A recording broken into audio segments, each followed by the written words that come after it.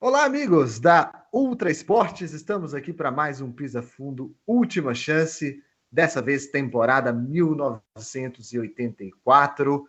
Título esse decidido entre os dois pilotos da McLaren à época, o Niki Lauda e o Alain Prost. Vamos falar dessa temporada. Tem alguns detalhes bem interessantes, alguns nuances que deram o título para o Lauda na menor diferença da história, uma diferença apenas de meio ponto. Eu estou aqui com os meus amigos, Luciano Mega, Felipe Correia. Toco a bola para o destaque inicial do Luciano Mega. Olá, Luciano. Olá, Felipe. Olá, Matheus. Meu destaque inicial é que pela primeira vez nessa série do Última Chance, eu tô igual a vocês na questão memória. Daqui para trás, eu não lembro de nada. 84 eu não tenho a mínima lembrança, apenas só, claro, do que eu vi agora recentemente, do que eu pesquisei para participar aqui. Então, a partir de agora, estamos na mesma na questão lembranças. Perfeito. Olá para ele, Felipe Correia. Boa tarde, Matheus. Boa tarde, Luciano. Uma boa tarde, boa noite, um bom dia para quem está conosco na Ultra Esportes, no Pisa Fundo, última chance. Chegamos a um ano em que a minha grata equipe domina e é muito bom rever o gênio Niki Lauda na pista de novo, Matheus. Perfeito, meus amigos. E eu já convido para você que está aqui já acompanhando o Última Chance da temporada de 1984, a se inscrever no nosso canal, curtir esse vídeo, compartilhar com os amigos e trazer. Você lembra da temporada de 1984? O Luciano falou que a partir de agora ele não lembra também. Estamos todos juntos nesse barco. Você lembra da temporada de 1984? Você lembra o que você lembra? Você não lembra? Você vai colocar, então, no final do vídeo o que você aprendeu sobre a temporada de 1984 com a gente aqui. E aí, vamos começar os nossos destaques de sempre. A gente sempre começa falando dos pilotos, das equipes e dos autódromos. E eu começo, porque eu falo dos pilotos, a gente começa pelos pilotos. E eu já quero começar com uma interessantíssima aqui pra gente, olha só. Com a Brabham, né, o Nelson Piquet defendia o título de 83. E olha só, no carro número 2, ao lado dele, correram o Theo Fabi, o Corrado Fabi e o Manfred Winkenhock. Correram irmãos nesse carro, olha só. O Theo Fabi correu a maior parte da temporada, mas o irmão mais novo dele, o Corrado Fabi, correu 3 corridas com a Brabham no carro do irmão dele. Então, essa curiosidade, porque a gente já viu, por exemplo, o Michael e o Ralf Schumacher correrem na mesma temporada, mas não na mesma equipe, né? Mas eles também não chegaram a correr juntos na mesma equipe. Mas eles correram na mesma equipe, na mesma temporada. E o Manfred Winkenhock, pai do Marcus Winkenhock, que liderou uma volta na Fórmula 1, na única corrida que ele disputou. Na Tyrrell, a gente teve o Martin Brundle e o Stefan Johansson no carro número 3, e no carro número 4, o Stefan Beloff e o Mike Tackwell em apenas uma corrida. Peraí que eu fui traído aqui agora pela minha cola. Preciso que ela carregue novamente. Depois eu quero descobrir aqui o motivo do Theo Fabi não ter corrido e ter tido a chance o irmão dele. Então nós vamos descobrir, nós vamos colocar... Enquanto carrega a tua cola aí, Matheus, sim, só fazer uma referência, o Beloff era sim, considerado uma das grandes promessas da Fórmula 1. Era um futuro campeão, se dizia dele e do Senna, né, que seriam futuros campeões da Fórmula 1. Só que o Beloff acaba falecendo numa corrida, se eu não me engano, de protótipos, né, em Spa. isso. Exatamente, eles eram considerados o futuro da categoria, né? Se esperava que o primeiro título alemão viesse com o Stefan Beloff, né? Exatamente. Era realmente essa expectativa. Na Williams, o Jacques Laffite e o Keck Rosberg. Na McLaren, Alain Prost e Niki Lauda, protagonistas nessa disputa de título. Na Essa equipe eu nunca tinha ouvido falar. Na Skull Bandit Formula One Team. O Felipe depois vai falar dela. O Felipe aliou o... como é que é, Felipe? ATS. ATS. O Felipe aliou o Jonathan Palmer e o Mike Thackwell fez uma corrida. Era muito comum, a gente fala de muitos pilotos aqui, era comum às vezes um piloto fazer uma corrida, fazia corrida em casa, né? Uma corrida na casa do patrocinador, né? Então era bem comum. Na Lotus, o Hélio de Angelis e o Nigel Mansell. Na ATS, o Manfred Winkelhock, que foi lá fazer uma corrida pela Brabham depois. E na corrida que ele foi fazer na Brabham, o Gerhard Berger fez o lugar dele na ATS. E depois, posteriormente, o Gerhard Berger ficou na equipe. Na Renault, o Patrick também, o Derek Warwick e o Philip Strife. Na Arrows, o Mark Surrer e o Thierry Boutsen.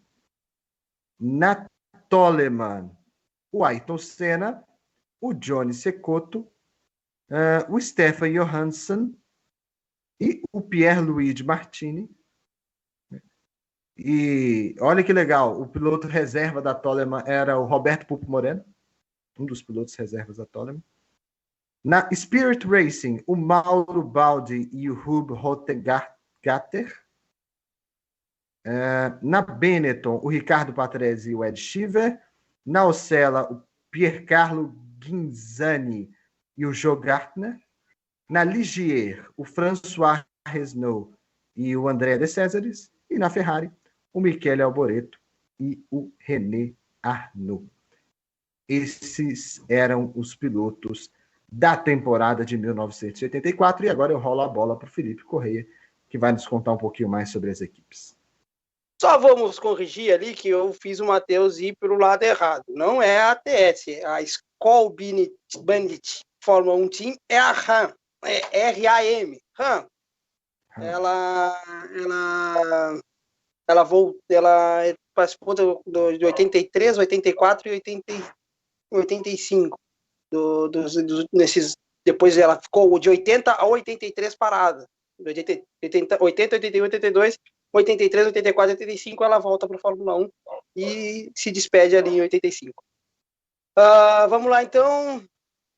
A grande campeã da temporada foi a McLaren, que ela terminou com 143,5 pontos. A McLaren correu com o motor Tag Porsche TTE P01 V6 Turbo. A Ferrari termina em segundo no Mundial de Piloto de Construtores com 57,5 pontos, com o motor Ferrari 031 V6 Turbo. A terceira colocação é da Lotus com o motor Renault EF4 V6 Turbo com 47 pontos. Na quarta colocação, a Brabham com o motor BMW M12/13 L4 Turbo com 38 pontos. Na quinta colocação, a Renault com o motor Renault EF4 V6 Turbo com 34 pontos. A sexta colocação é para a Williams com o motor Honda RA 164E V6 Turbo, 25,5 pontos. A sétima colocação é da Toleman com motor Hart 415T L4 Turbo com 16 pontos. Em oitavo lugar, a Alfa Romeo com motor Alfa Romeo 890T V8 Turbo. E guris, esse ano aí de 84 foi o último pódio e o único pódio da Alfa Romeo até hoje. Não. Na nona... Oi. Não. Pelo menos é o que me dizia ali aqui, foi aqui no passado. Terceira colocação com o Patrese. Acredito na versão moderna da equipe, né? Tá, porque o primeiro ano da Fórmula 1 a Alfa Romeo ganhou todas as corridas ou quase todas.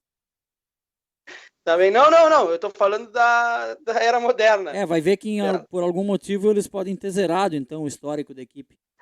É interessante isso aí, né? Hoje em dia, o histórico dessa Alfa conta essas corridas de trás aí? Não. a era moderna da Alfa Romeo. Essa foi até o momento único, até o momento, né? Porque a Alfa ainda segue correndo. Ela teve um hiato muito grande, mas a Alfa segue hoje em dia correndo nos GPs da Fórmula 1. Então esse foi o único pódio, o primeiro e único pódio dela, com o Patrese em terceiro lugar em Monza.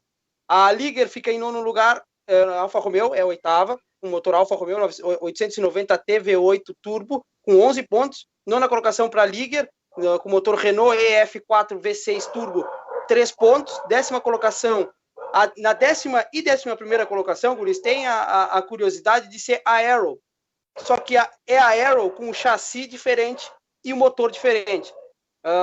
O motor, a que ficou em 10º lugar, ela está com um chassi A6, motor Ford Cosworth DFV V8, e ela participou de 8 GPs. A que ficou em 11º lugar é a Arrow A7, com motor BMW, o chassi A7, o motor BMW M12/13 L4 Turbo. Participou de 14 GPs, as duas ficaram com apenas 3 pontos. 12ª colocação para Osella, né? Osella. Isso aí.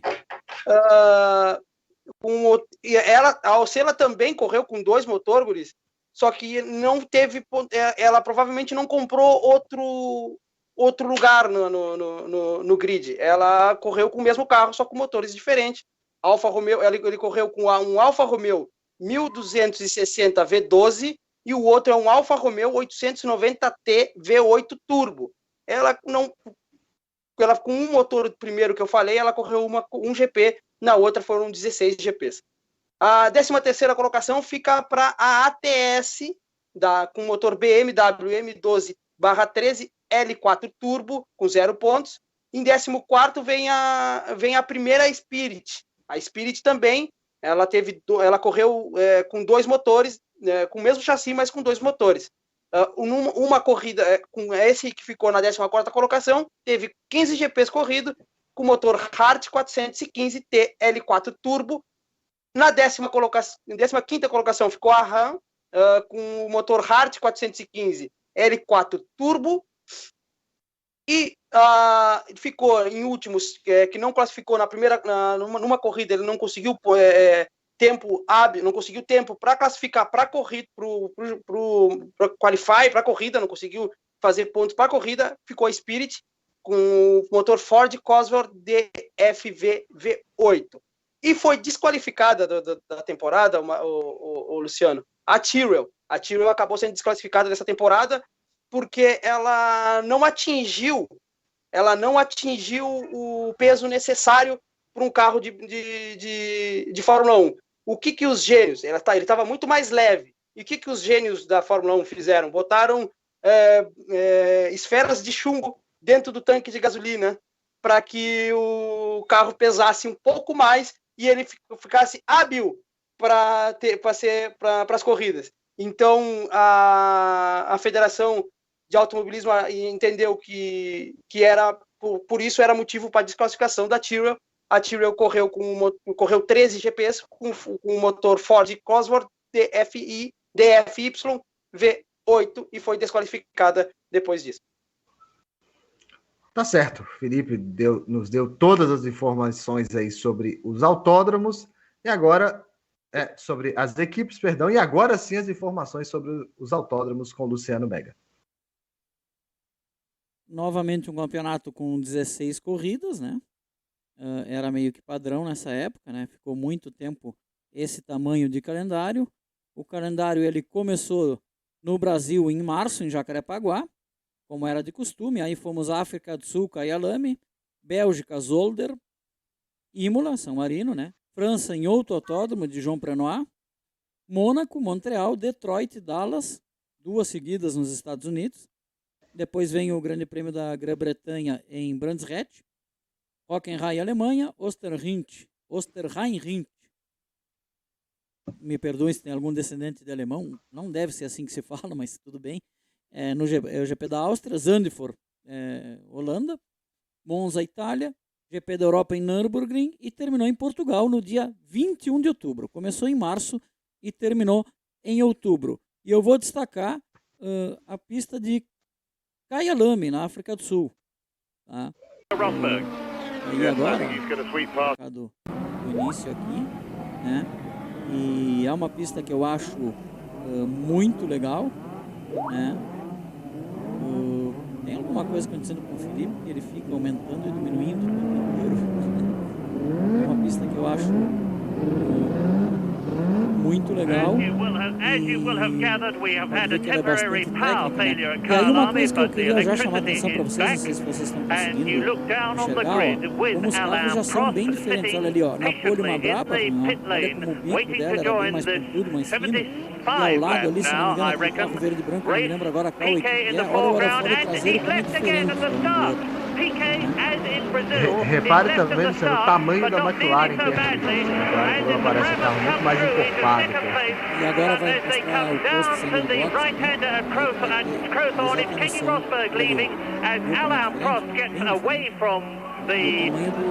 pit lane, and you can see now the gap between Alain Prost, the Brazil Grand Prix winner, and the pack, which is making its way round Barbecue Bend, down to the Yucai Sweep on lap 1, onto Sunset Bend, the right-hander, and it is Rosberg leading, Piquet is in second, Barbie is third, Lauda is fourth, Warwick Torpe is in fifth position, and then the other Renault immediately behind it.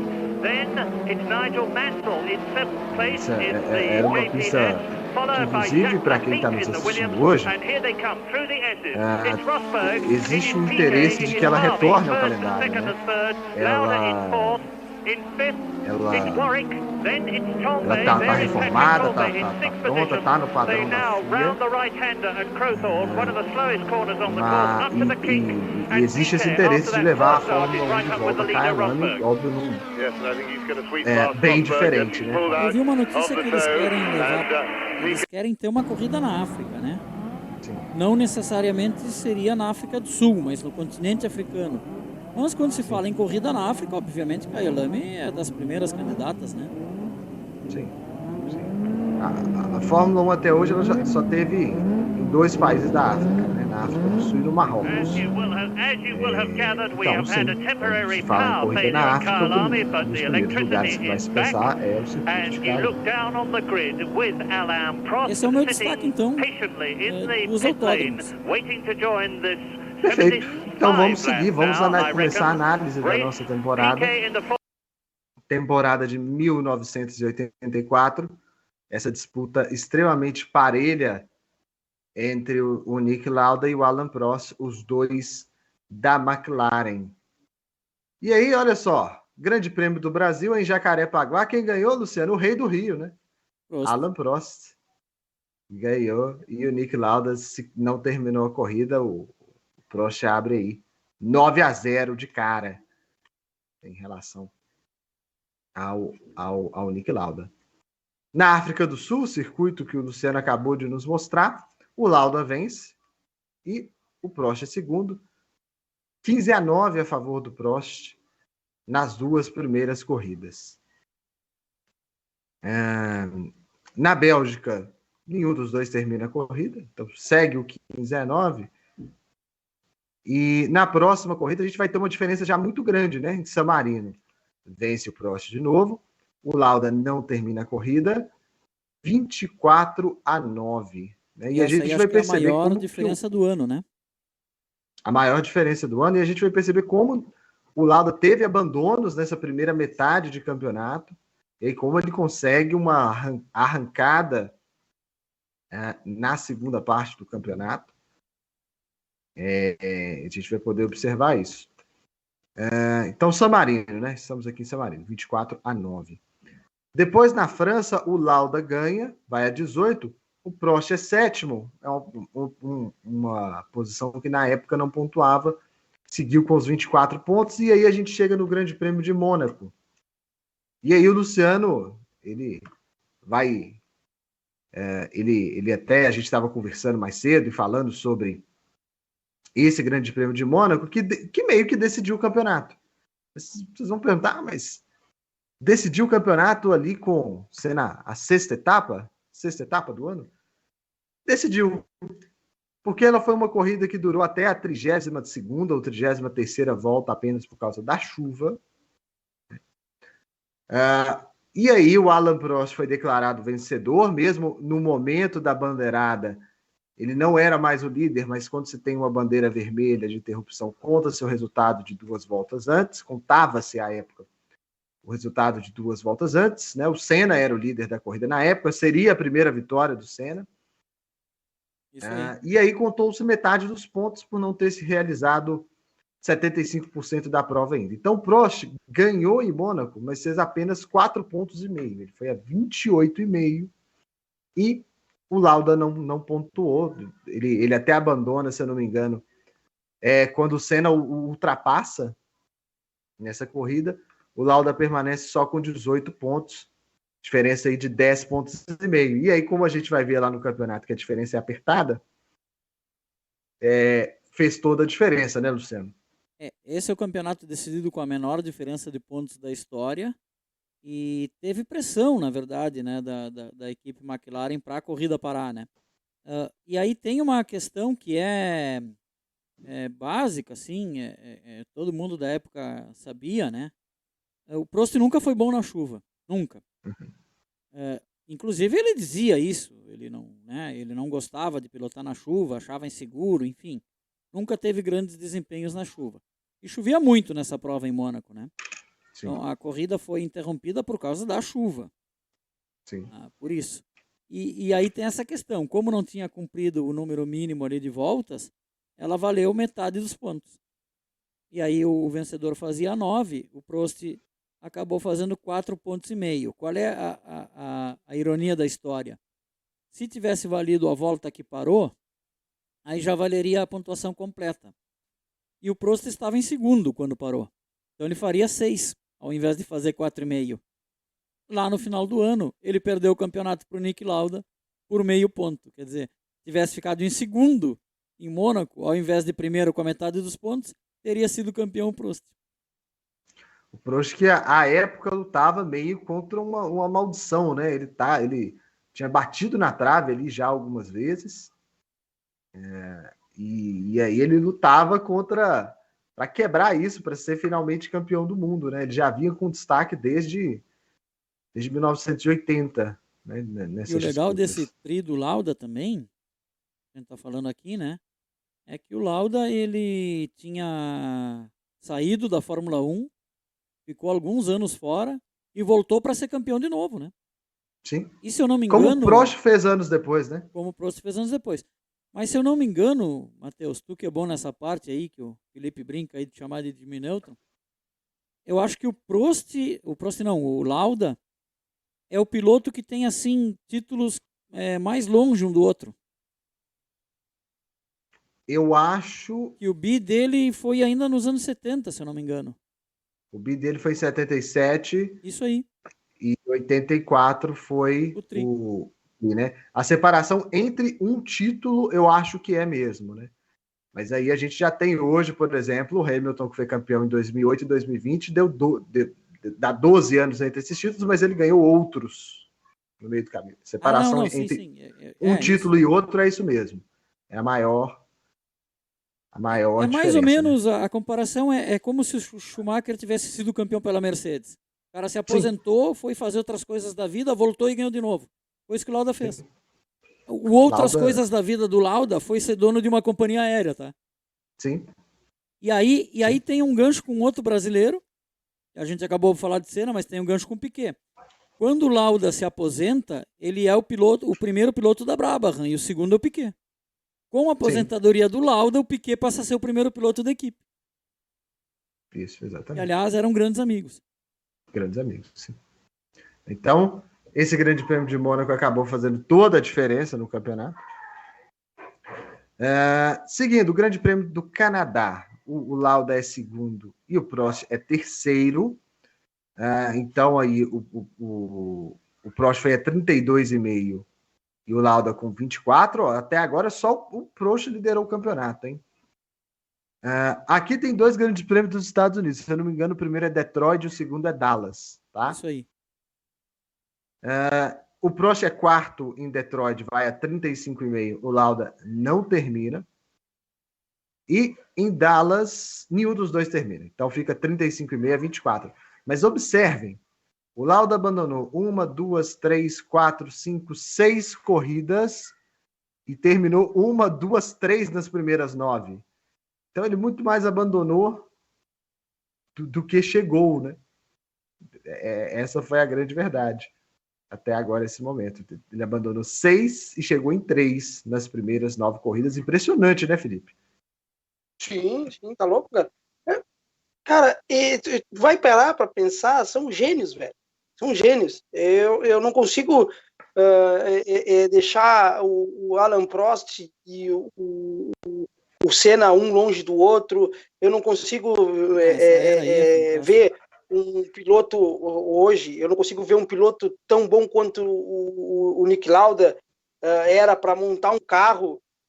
Cara, eles eram gênios e essa temporada ela mostra isso, porque ambos da mesma equipe conseguem chegar na última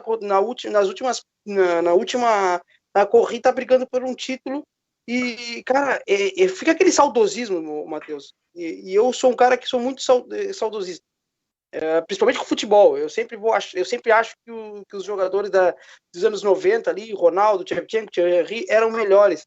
E, cara, cada vez que eu vejo mais, principalmente com os nossos pisa-fundo, eu não consigo, de vez em quando eu fico pensando, será que esses de hoje em dia, esses pilotos de hoje em dia, eles conseguiriam estar ao mesmo nível de Niki Lauda, de Michael Schumacher, de Alain Prost e Ayrton Senna? Cara, incrível o que o Alain Prost e o Niki Lauda proporcionaram nessa temporada de 84.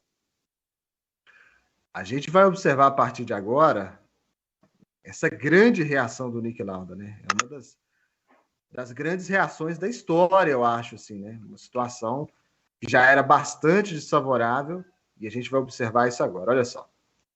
Grande Prêmio da Inglaterra. O Lauda vence, o Prost não termina e aí encosta, né? 35,5 a 33. O Prost ainda na liderança. Na Alemanha, vence o Prost e o Lauda é segundo. 44,5 a 39 a favor do Prost. E em casa, na Áustria, se eu não me engano, na única vitória do Niki Lauda em casa, ele assume a liderança do campeonato pela primeira vez. Na única vitória de qualquer austríaco na Áustria. De qualquer austríaco na Áustria. A única vez que um piloto da Áustria venceu na Áustria foi essa corrida aí. Então, bem colocado pelo Luciano. Então, a primeira vez que ele assume a liderança do campeonato em 84. Ele vai a 48, o Prost não termina, 44,5. Só que na Holanda, o Prost vai lá e dá o troco. Vence a corrida com o Lauda em segundo, e aí já tem uma diferença de meio ponto, né? A diferença, 54 para o Lauda, 53,5 para o Prost. O Lauda segue na liderança. No Grande Prêmio da Itália, o Lauda vence e o Prost não termina. E aí já se abriu uma distância grande. 63 para o Lauda, 53,5 para o Prost. No GP da Europa, esse GP da Europa, Luciano, na hora que você falou, é em Jerez esse Grande Prêmio da Europa? Deixa eu ver aqui, já confirmo para ti, peraí. Vamos ver aqui. Penúltima etapa da temporada? Não, em Nürburgring. Em Nürburgring. 7 de outubro em Nürburgring. O Prost vence. Não teve corrida na Espanha esse ano, só para fechar o parênteses. Não teve corrida na Espanha, muito bem observado. Não teve corrida na Espanha. O Prost vence e o Lauda fica em quarto. E aí eles vão chegar para a última corrida com um cenário de 66 para o Lauda e 62,5 para o Prost, onde a diferença do primeiro para o segundo era 4. A diferença que eles começariam a última corrida é de 4,5. Então o Prost não dependia só de si para ser campeão, né? O Lauda seria campeão com o segundo lugar. E a gente vai ver que é exatamente isso que acontece. O Prost em primeiro, o Lauda.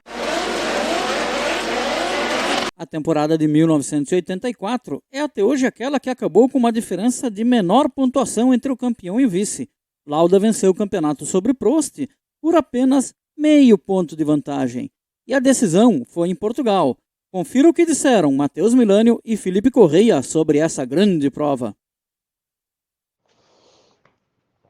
Sobre essa decisão de título de 84 entre o Lauda e o Prost, é interessante a gente observar que tanto no campeonato, no infográfico que a gente acabou de mostrar, a corrida faz meio que um retrato do campeonato, né? Porque o Lauda faz uma primeira parte de temporada com muitos abandonos e faz uma reta final de temporada absolutamente espetacular, né? Fazendo praticamente só primeiro e segundo. Na corrida é algo parecido, porque ele larga em 11º, então ele está muito lá atrás, né? E a corrida começa com o Rosberg, com o Keck Rosberg liderando, né? Com outros pilotos ali na frente. O Prost vai para a liderança,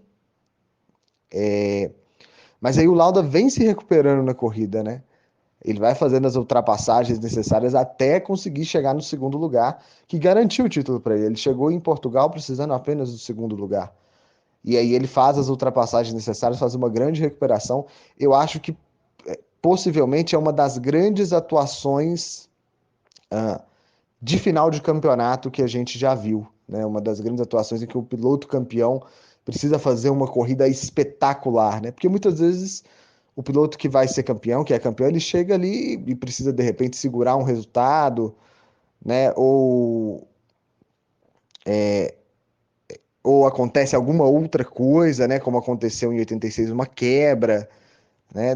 Fica dependendo de quebras. E aqui não, o Lauda ele tem que fazer essas ultrapassagens, tem que recuperar terreno, faz uma das grandes atuações provavelmente da sua carreira, né? Eu lembro em uma situação parecida, guardadas as proporções do Vettel em 2012, que ele tem uma batida na largada e faz uma gigantesca corrida de recuperação para ser campeão. Então é interessante a gente observar que o retrato a corrida ela retrata muito bem o que foi o campeonato do Lauda no ano de 84. Guris, esse GP de Portugal de 84, decisão por meio ponto, título do Niki Lauda, eu acho que ele mostra incrivelmente o quanto o Niki Lauda era gênio, era um piloto espetacular. Cara.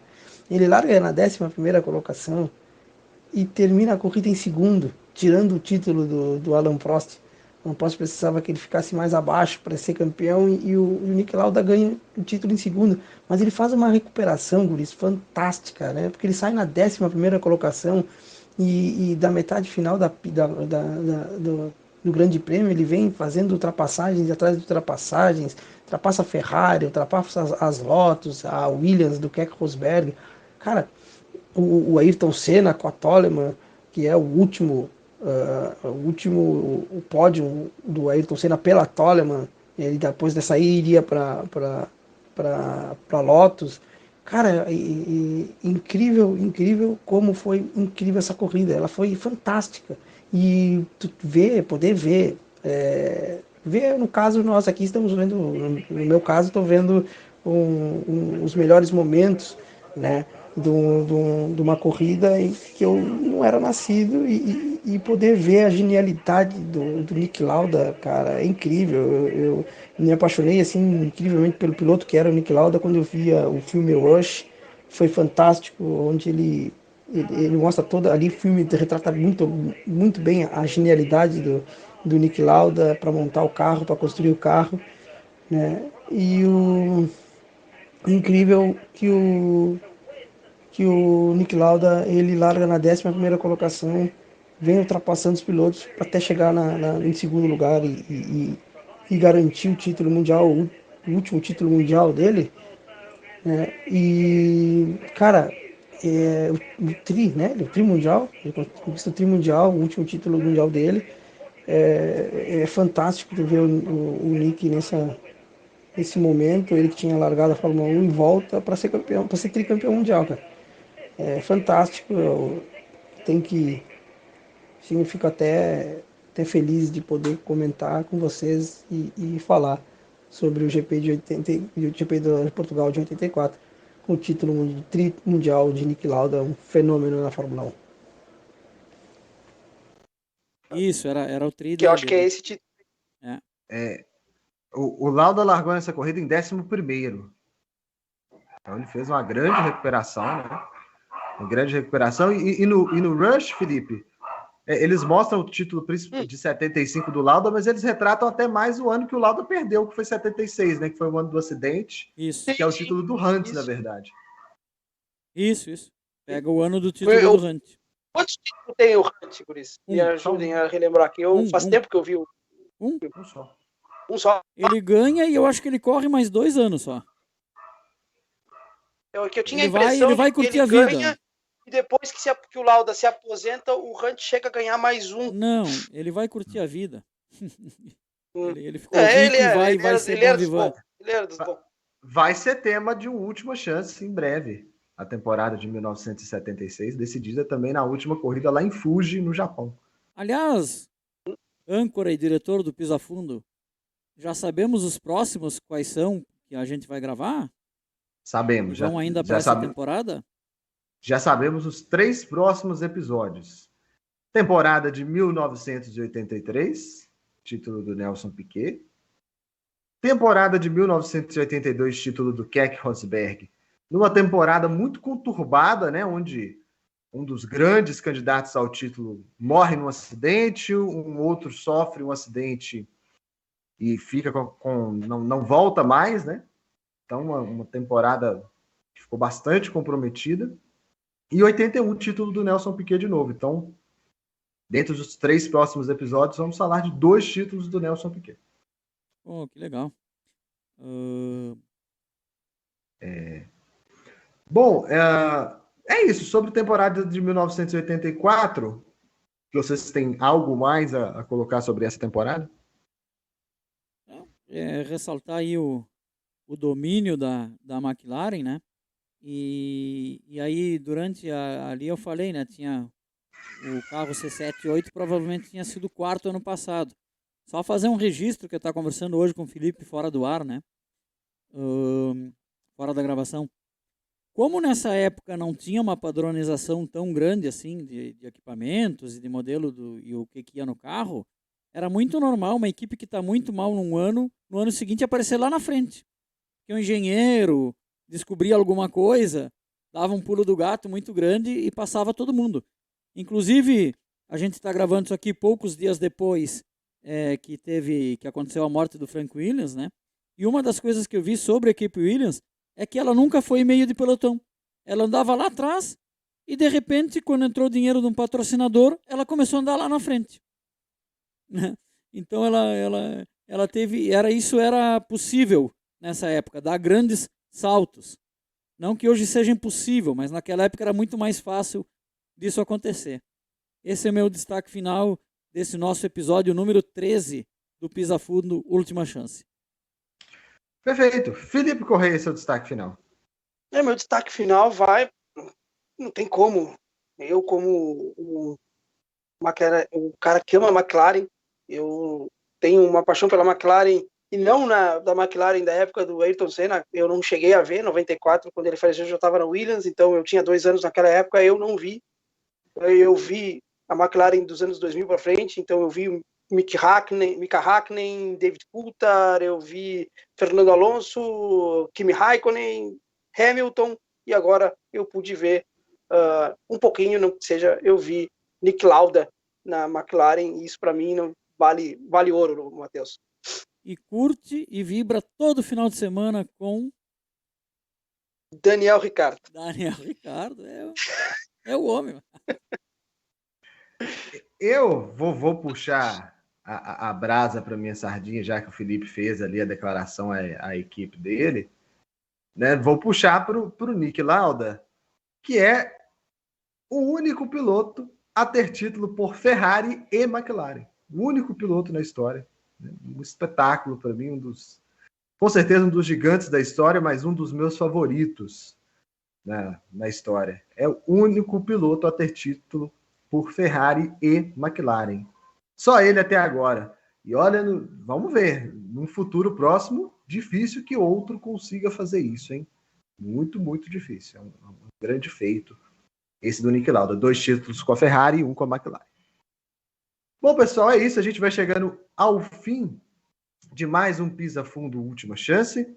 Dessa vez da temporada de 1984. A gente convida você para se inscrever. Gostou do vídeo? Se inscreva no nosso canal, curta o nosso vídeo, dê like, compartilhe com os amigos e comente aí. Comente sobre Nick Lauda, sobre McLaren, sobre Ferrari, sobre temporada de 1984, sobre qualquer outro assunto que você quiser colocar aqui nos nossos comentários. É isso, pessoal. Até a próxima. Até o próximo Pisa Fundo Última Chance.